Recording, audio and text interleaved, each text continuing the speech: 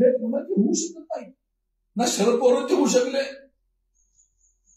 ना ते उद्धव साहेबांचे होऊ शकले, ना होऊ शकणार ते शिंदे साहेबांचे होऊ शकणार नाही.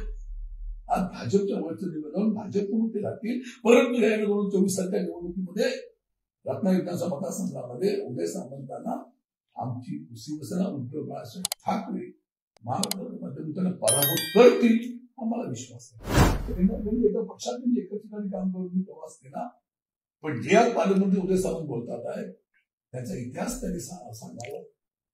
राष्ट्रवादीचा कार्यकर्ता म्हणून, शरद पवारांचा कार्यकर्ता म्हणून त्या ठिकाणी राष्ट्रवादीकडून आमदार झाले 5 वर्ष, नंतर पुन्हा 5 वर्ष आमदार झाले त्या ठिकाणी. त्या शरद पवारांच्या पाठीत खंजीर खुपसून त्यांच्याशी गद्दारी करून ही माणसांनी राष्ट्रवादी पक्ष सोडला आणि तिथून ते आले शिवसेना उद्धव बाळासाहेब ठाकरेंना भेटायला आले.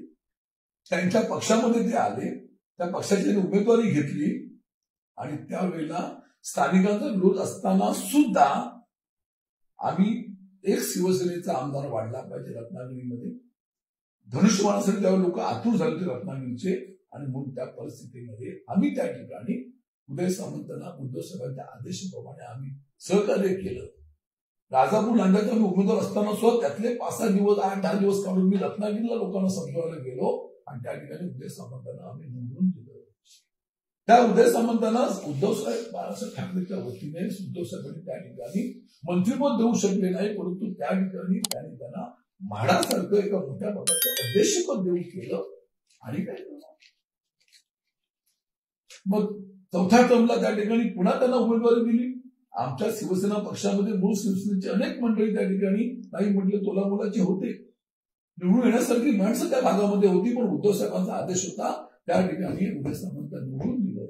परत चौथ्या वेळेला उद्धव साहेबांनी त्यांना उमेदवारी दिली, निवडणुकीला सामोरं गेलं. त्यांना त्यावेळेला उद्धव साहेबांनी आपल्याला आठवत असेल उच्च तंत्र शिक्षणाचं मंत्रीपद दिलं आणि सिंधुदुर्गाचं पालकमंत्रीपद दिलं.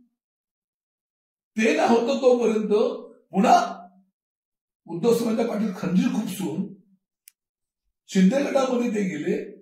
शिंदे गटाकडनं ते उद्योगमंत्री झाले आणि त्या ठिकाणी आज मंत्री म्हणून पालकमंत्री म्हणून असं पुण्याचं वावरत आहे. आणि एवढं झाल्यानंतर सुद्धा 2024च्या निवडणुकीमध्ये उदय सामंत मी सांगतो भारतीय जनता पक्षाचे कमळावरचे उमेदवार असतील हे तुम्हाला नक्की सांगतो. या ठिकाणी हे कोणाचे होऊ शकत नाही. ना शरद पवारांचे होऊ शकले, ना ते उद्धव साहेबांचे होऊ शकले, ना होऊ शकणार ते शिंदे साहेबांचे होऊ शकणार नाही. आज भाजपच्या वरचं निवेदन भाजप म्हणून ते राहतील. परंतु या 2024 सालच्या निवडणुकीमध्ये रत्नागिरी विधानसभा मतदारसंघामध्ये उदय सामंतांना आमची शिवसेना उद्धव बाळासाहेब ठाकरे महाराष्ट्रामध्ये त्यांना पराभूत करतील आम्हाला विश्वास आहे. रत्नागिरी 24 न्यूज चॅनलला आताच सबस्क्राईब करा आणि शेअर करायला विसरू नका.